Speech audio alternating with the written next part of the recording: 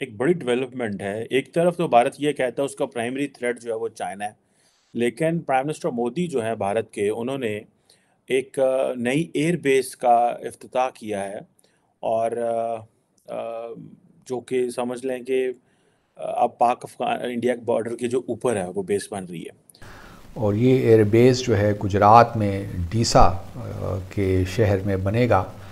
और ये तकरीबन आप कह लीजिए कि 1,000 करोड़ रुपए का बनेगा। जो प्राइम मिनिस्टर की मुलाकात हुई है और जो कल कोर कमांडर्स मीटिंग हुई है, डेफिनेटली एवरीवन इज कंसर्न्ड। ये एयरबेस जो है तकरीबन आप कह सकते हैं कि 130 किलोमीटर दूर है पाकिस्तान भारत के बॉर्डर से, इंटरनेशनल बॉर्डर से। मतलब हम दुनिया के उन मुल्कों में से हमारा शुमार है अल्हम्दुलिल्लाह, जो कर्जा लेते हैं सूद देने के लिए, इंटरेस्ट देने के लिए हम कर्जा लेते हैं। तो हमारा तो लेवल अल्हम्दुलिल्लाह इन सियासतदानों ने वहाँ पे ले आए हैं। भारत की जो एयरफोर्स है उसकी कैपेबिलिटी को ज़बरदस्त तरीके से बढ़ाएगा। स्वात और दीर के सरहदी इलाकों में मुसल्ह तालिबान और शिदत पसंद जो है वो नजर आए और उन्होंने फिर मुसल्ह गश्ती भी शुरू की। हमारे इदारे जो इस चीज को कंट्रोल कर सकते थे या कंट्रोल कर सकते हैं, वो गालिबन सो रहे हैं। लेकिन ये जो एयर बेसिस बन रहे हैं ये भी एक लिहाज से हमारे लिए खतरा तो हैं। हेलो फ्रेंड्स, जय हिंद। हिंदुस्तान स्पेशल में आपका स्वागत है दोस्तों। प्राइम मिनिस्टर मोदी ने वेडनेसडे 19 अक्टूबर को गुजरात के गांधीनगर में डिफेंस एक्सपो का उद्घाटन किया। इसके अलावा प्राइम मिनिस्टर ने दीसा में भारत पाकिस्तान सीमा के पास एक नए सैन्य एयरबेस की आधारशिला रखी।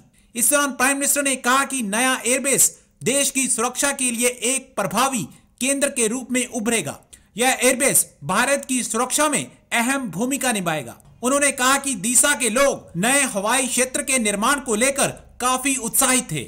आपको यहां बता दें कि यह एयरबेस पाकिस्तान की सीमा से केवल 130 किलोमीटर की दूरी पर है। दीसा एयरबेस पश्चिम की तरफ से आने वाले किसी भी खतरे का मुंह तोड़ जवाब देने में सक्षम होगा। प्राइम मिनिस्टर ने बताया कि दीसा एयरबेस इस क्षेत्र में भारतीय वायुसेना को तेजी से आक्रामक क्षमता प्रदान करेगा। अब पाकिस्तान भारत पाक सीमा के इतनी नजदीक एक नए एयरबेस से काफी परेशान दिखाई दे रहा है। भारत के वज़ीर आज़म नरेंद्र मोदी ने एक नए एयरबेस का संग बुनियाद रखा और ये एयरबेस जो है गुजरात में डीसा के शहर में बनेगा। और ये तकरीबन आप कह लीजिए कि 1,000 करोड़ रुपए का बनेगा और इसका रकबा तकरीबन 4,500 एकड़ होगा और ये 2024 में मुकम्मल होगा। ये एयरबेस जो है तकरीबन आप कह सकते हैं कि 130 किलोमीटर दूर है पाकिस्तान भारत के बॉर्डर से, इंटरनेशनल बॉर्डर से। और ये पहला एयरबेस नहीं है गुजरात में, जहाँ तक मुझे मेरी मालूमात हैं। इससे पहले भी गुजरात में 2 एयरबेसेस मौजूद हैं, एक भूज में और एक नालिया में। तो ये तीसरा एयरबेस गुजरात में मौजूद है। और जब प्राइम मिनिस्टर ने इसका संग बुनियाद रखा तो अपनी तकरीर में यही कहा कि ये जो एयरबेस बनने जा रहा है ये भारत की जो एयरफोर्स है उसकी कैपेबिलिटी को ज़बरदस्त तरीके से बढ़ाएगा और जो बकौल उनके ख़तरात लाक हैं उनको मगरबी सरहद से ये एयरबेस उन ख़तरात को भी उनका भरपूर जवाब देने में भारत की मदद करेगा। तो ये देख लीजिए कि भारत मुसलसल जो बॉर्डर एरियाज़ हैं उसमें अपनी दिफाई या अपनी जो है ऑफेंसिव कैपेबिलिटीज़ बढ़ा रहा है। राजस्थान में भी तकरीबन 3 बेसेस हैं, जोधपुर, जयपुर और बाबर में। इसी तरह पंजाब में भी बेसेस मौजूद हैं।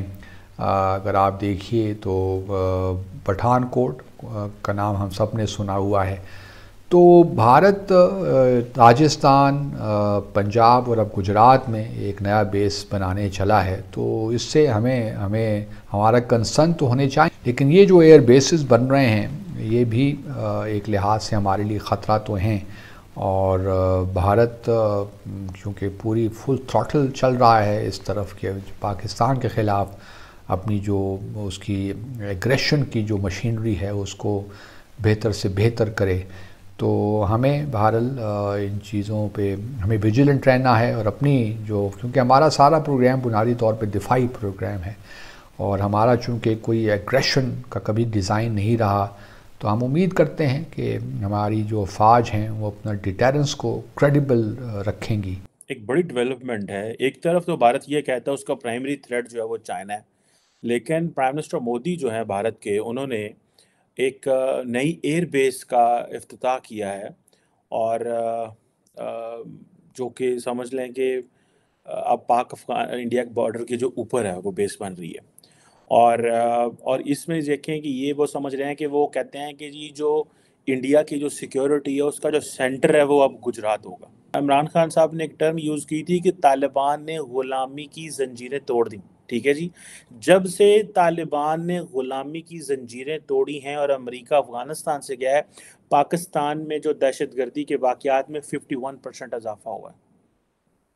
सो तालिबान ने कहा जी कि हमारे जो जो ये जो टेररिस्ट अटैक्स हो रहे हैं, ठीक है जी, पाकिस्तान में गो के वो कहते हैं कि जी हम किसी को अपनी अफ़गानिस्तान की सरज़मीन इस्तेमाल नहीं करने देंगे।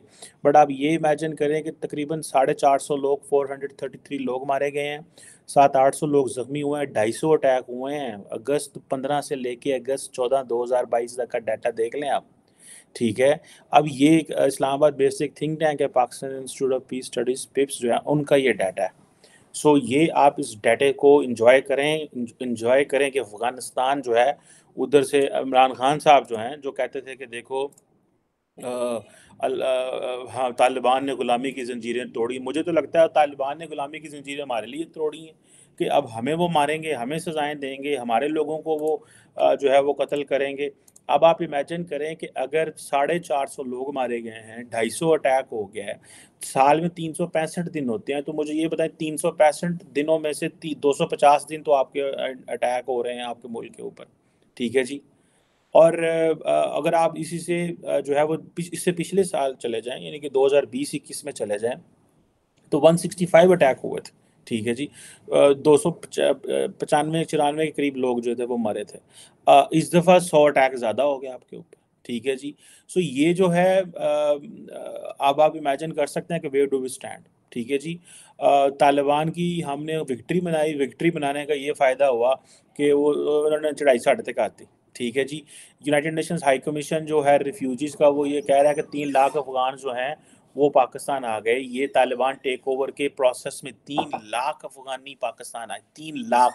इससे पहले आप चले जाएँ तो लाखों अफ़गान जो हैं वो पहले दुनिया मानती है कि 1.3 मिलियन जो है वो पाकिस्तान में है। ठीक है। हम तालिबान को और अफ़गानियों को जो है वो समझे हुए हैं कि इन्हां दा की ये जिदों मर्जी बढ़ जाओ इन्हां दे मुल्क विच। हमें तो वो फॉर ग्रांटेड लेते हैं क्योंकि हमने उनको फॉर ग्रांटेड लिया हुआ। हम अफ़गानिस्तान में जब दिल करता घुस जाते हैं, वो हमें घुस जाते हैं। हमारा डॉलर आजकल नीचे नहीं आ रहा। अभी भी ग्रे मार्केट में जो डॉलर है वो 232 रुपए का है। उधर से आप पाकिस्तान के प्राइम मिनिस्टर की जो फाइनेंशियल टाइम्स को स्टोरी उन्होंने इंटरव्यू दिया, उसमें ये ज़रा आप पढ़ें, ये मैंने साथ लगाया हुआ है। मतलब प्राइम मिनिस्टर को न्यूक्लियर हथियारों का ज़िक्र करने की क्या ज़रूरत है पैसे माँगने के लिए?